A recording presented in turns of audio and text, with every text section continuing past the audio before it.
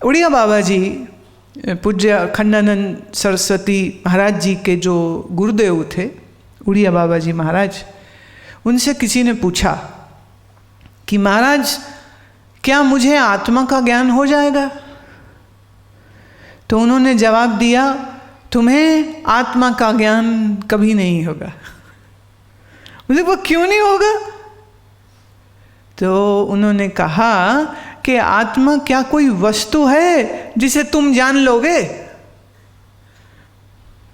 You can not objectify आत्मा, you are आत्मा। बड़ी अजीब सी बात, बहुत लोग पूछते रहते मुझे आत्मा का ज्ञान कब होगा, और दुनिया भर के गुरु और महात्मा आपको ज्ञान कराने में लगे पड़े। होने नहीं वाला, बिल्कुल नहीं होने वाला। How can you objectify your own self? You can not. हम ये कह सकते हैं मैं मेरे को कैसे जानूं, बनता है। दिक्कत क्या है?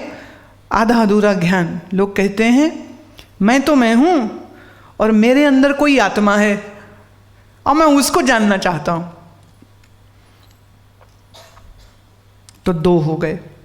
और दिक्कत तब होती है जब कोई कह देता नहीं तुम तो जीव हो अभी, तो लगता अच्छा अभी तो मैं जीव हूं फिर मैं आत्मा बन जाऊंगा। ये कैसे होगा?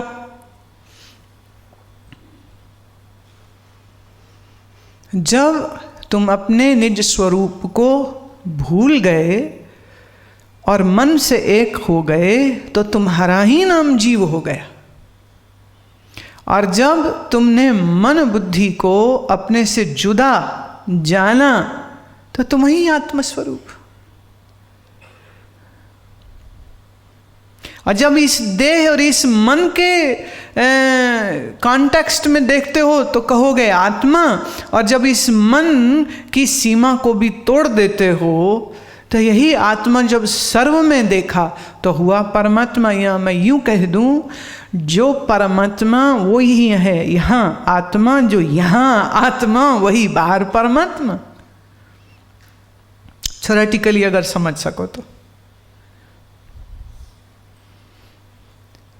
हम ये भी कह सकते हैं कि मेरा ही शुद्ध स्वरूप ब्रह्म है, आत्मा है, परमात्मा है। जो शब्द देना चाहो दे लो।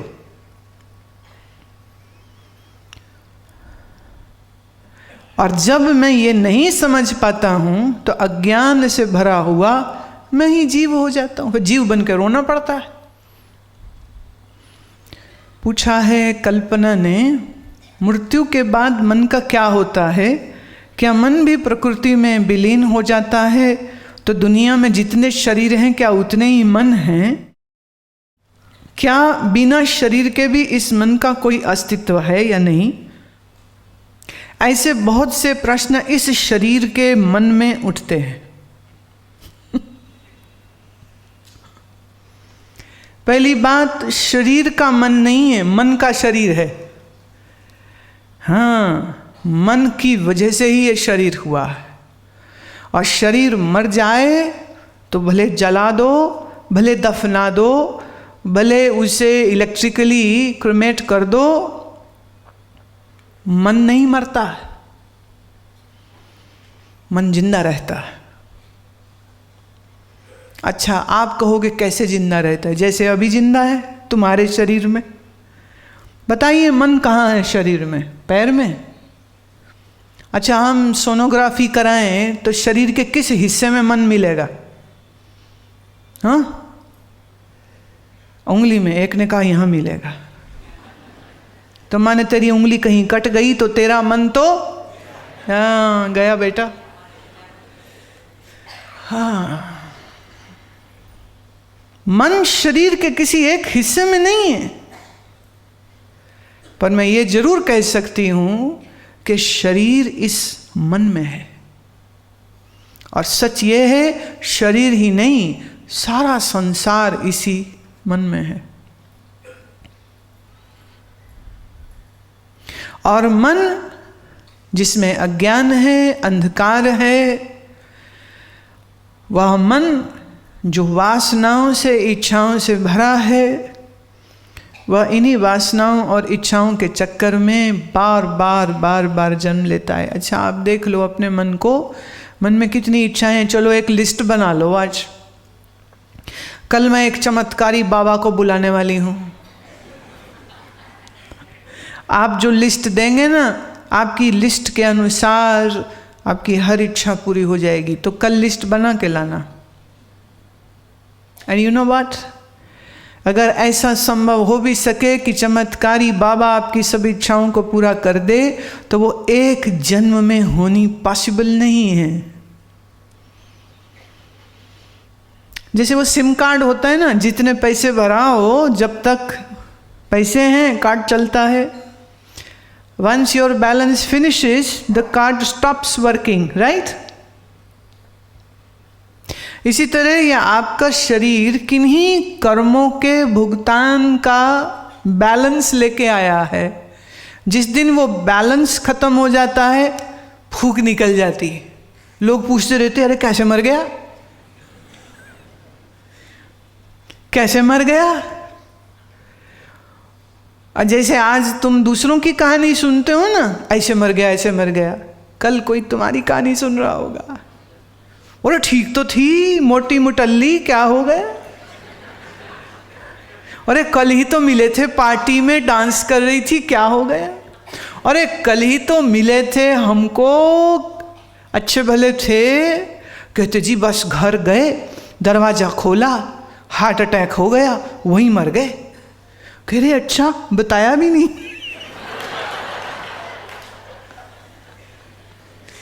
बताना तो चाहिए था।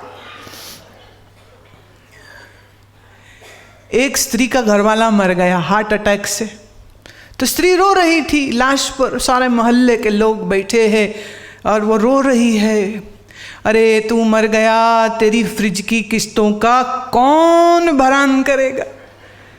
अरे अभी तो कार की भी किस्तें जानी थी, लड़के के MBA का एजुकेशन लोन नहीं अभी भरा था, डिपॉजिट का है कुछ बताया नहीं, और मर गया है, और मर गया है। अरे बता तो जाता। और सारे मोहल्ले वाले कह रहे हनी बात तो बड़ी ठीक कह रही, कुछ बताया ही नहीं इसने। क्योंकि अक्सर पुरुषों को अपनी जमा पूंजी, अपने डिपॉजिट थोड़े छुपा छुपा के रखने पड़ते हैं, क्योंकि जहां ही बीवी को पता चली, जय सिया राम, गई वो राशि, भले कहीं चली जावे, तो वो छुपा छुपा के रखते रहते, छुपा छुपा के रखते रहते। और वो मरने का कोई पता थोड़े ना है। तो जितने आज आए हैं ना, लेट योर वाइफ्स नो, नहीं तो कहीं रख दो किसी के पास। अब ये भी कोई चक्कर पता नहीं है ना, जिसके पास रखो वही खा जाए, भरोसा नहीं भाई यहाँ पर। तो व्हाट टू डू। बोले बताना तो चाहिए था ना, मर जाएंगे। अरे मर गए वो, ऐसे कैसे मर गया। अरे मरने के लिए ऐसे कैसे क्या होता है, मरना तो बस balance finish, dispose of the body. पर मन अभी जिंदा है। फिर आ जाओ बेटा लाइन में, फिर से, फिर जन्मो, फिर चलना सीखो, फिर स्कूल में जाओ, का खा गा फिर सीखो, ABC, फिर कॉलेज जाओ, फिर लड़की पटाओ, फिर शादी बनाओ, फिर बेवकूफ बनो, फिर गुरुजी ढूंढो।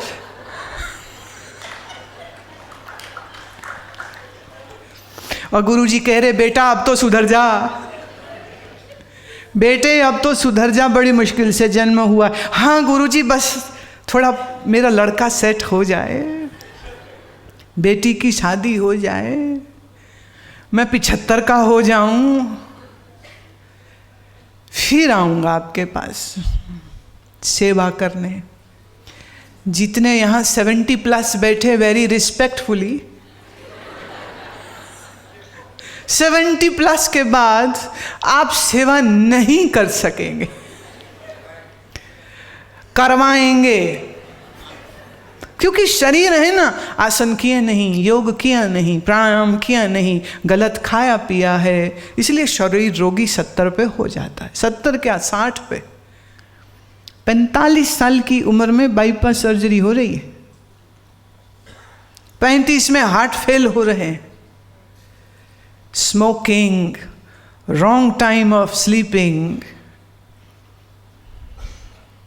Wrong time of waking, no discipline, क्या सेवा क्या करेंगे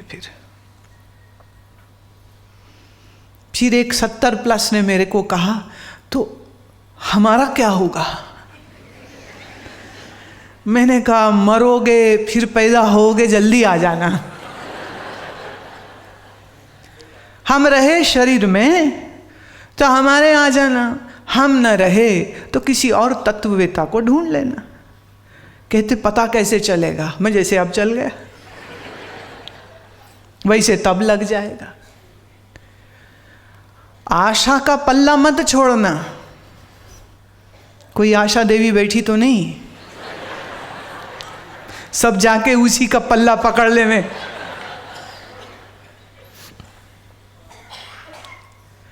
मन नहीं मरता। मन की मृत्यु सिर्फ ध्यान की गहराई में होती है, सिर्फ समाधि निर्बीज में होती है। उसके पहले मन की मौत नहीं होती। और जब तक मन जीवित है तब तक जन्म होते रहेंगे। और जैसा समय आप देख रहे हैं, रोज समय खराब होता जा रहा है, खराब होता जा रहा है, खराब होता जा रहा है। सत्य, धर्म, संस्कार हीनता होती जा रही है, क्षीण होता जा रहा है।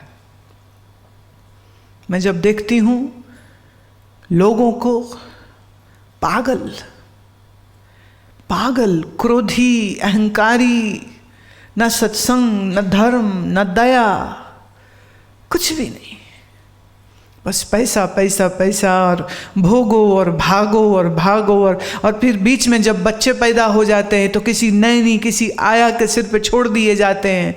और नैनी जो है, जो आया है, वो बीड़ी फूकती है, वो दूसरे नौकरों के साथ, ड्राइवरों के साथ, दूसरों के साथ बैठती है। और आप मेम साहब के बच्चे उनको देख देख के सीख रहे होते हैं, क्योंकि माँ नौकरी पे, बाप बिजनेस में, बच्चे को संस्कार देगा कौन? कोई संस्कार देने वाला नहीं। नाम ही रह गए, धर्म भीरू हो गए, धर्म का पाखंड रह गया, धर्म की आत्मा कहाँ रह गई? इसलिए मैं ये निवेदन कर देना चाहती हूँ कि इस प्रकार ज्ञान यज्ञ होते रहने चाहिए, सत्संग समारोह होते रहने चाहिए, ध्यान शिविर होते रहने चाहिए। और तुम इस चीज़ का ख़ास ख्याल करो कि अगर आपने अपने बच्चों को अपनी जायदादें और पैसे और जेवर भर दिए तो तुम उनके सबसे बड़े दुश्मन हो, अगर तुमने उनको ये सत्संग का संस्कार नहीं दिया तो। अगर तुम्हारे बच्चे संत सेवी ना हुए तो, अगर तुम्हारे बच्चे स्वाध्याय करने वाले न हुए तो, तुम अपने ही संतान के सबसे बड़े शत्रु हो। फिर ये बड़ा गंभीर विषय है जो मैं कह रही हूं, ये बड़ा गंभीर विषय। ये जरूरी तो नहीं ना कि 60 के होने के बाद तुम्हें सत्संग सूझे। सत्संग की सूझ तो बाल अवस्था से हो जानी चाहिए, बहुत जल्दी हो जानी चाहिए। जीने की ट्रेनिंग जीवन जब शुरू हो तभी मिलनी चाहिए। जीवन कैसे जीना है इसकी ट्रेनिंग जीवन खत्म होने के समय थोड़े लोगे आप। तो मेरे हिसाब से सत्संग सुनने की आयु, समझने की आयु 12 वर्ष की है। 12 वर्ष से पहले माँ बाप घर में ऐसा वातावरण बनाएं कि वो खुद भी भजन करें और आपके बच्चे आपको देख देख के भजन करें। और 12 की उम्र तक आते आते बुद्धि अच्छी हो जाती है, समझ हो जाती है। दैट इज़ द टाइम जब तुम उपनिषद पढ़ने समझने लग जाओ, जब स्वाध्याय करने लग जाओ और तुम्हारे योगासन प्रारंभ हो जावें और मन को एकदम स्ट्रांग बनाने की क्षमता तुम्हारी हो जाए, और फिर जियो अपनी जिंदगी। जो भी व्यवसाय, बिजनेस, जॉब, प्रोफेशन जो भी करे करे, अंधा होके नहीं करे, आंख वाला होके करे। मूढ़ होके, अज्ञानी होकर के न जिए, ज्ञानी होकर, योगी होकर के जिए। इसीलिए वर्ष में भले एक ही बार मैं युवा शिविर, यूथ कैंप कर पाती हूँ, लेकिन मेरे लिए वो सबसे ज़्यादा सुखद और आनंददायी समय होता है जब 12 वर्ष से ज़्यादा उम्र के, 12 से लेके 22 वर्ष की उम्र के ये लड़के लड़कियाँ मेरे पास आते हैं, 5-6 दिन वहीं रहते हैं। जैसे आप अभी बैठे हैं ऐसे बैठ के सुनते हैं, ध्यान करते हैं, सुबह आसन करते हैं, 5:30 बजे गुरु आरती करते हैं, मंदिर में जाते हैं, झाड़ू पोछा बर्तन हर प्रकार की सेवा में दौड़ दौड़ करके भागीदारी करते हैं और सीखते हैं और गाते हैं और नाचते हैं। मेरे लिए वो सबसे अधिक आनंददायी समय होता है, क्योंकि मेरी आशा और उम्मीद यही युवा बच्चे हैं जिनका भी पूरा जीवन सामने है, पूरा जीवन अभी उनके सामने है। और ये जीवन की शुरुआत में सीख गए हैं कि ब्रह्म मुहूर्त में जगना है, कि आसन करने हैं, कि प्राणायाम करना है, कि संत सेवा करनी है, कि धर्म का अनुष्ठान करना है। They are definitely going to live a beautiful life. And if something goes wrong, they know how to correct it. And if they wouldn't be able to do that, they know where to go and to whom to talk. And as long as I am there in the body, I am there for them. मैं उनके लिए हमेशा हाजिर हूँ।